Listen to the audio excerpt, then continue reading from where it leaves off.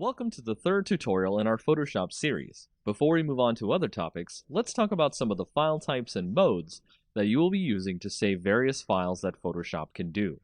Photoshop can save many different file types, and each one can have a different use in other projects.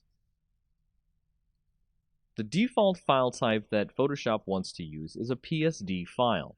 If you see here, I have saved my previous file that I had opened into a PSD file after we have selected parts of it.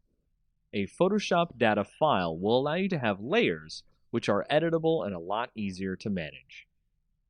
Moving on from there, we can see that the document that I have open next is a JPEG file. What happened to the checkerboard background? That was the transparency of my previous image, which a JPEG does not support.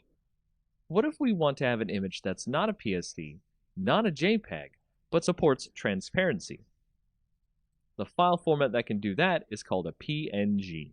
A PNG image allows the transparent data from the PSD to be saved and used, so you can have interesting images and projects that look professional instead of blocky white backgrounds.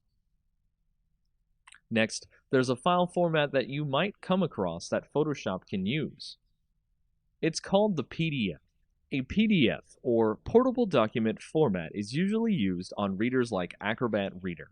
With Photoshop, you can open it, however. It will ask you to import the file instead of just reading it normally. The import window here is kind of similar as a new document file. Here I will change the resolution so that the image that we have will show up smaller than before, as I need to use it for other projects that require a smaller image. These are just a few of the image file formats you will use in Photoshop, and of course, you can save any of these formats into another format if you need to, which will allow you to fulfill many different needs for your future projects.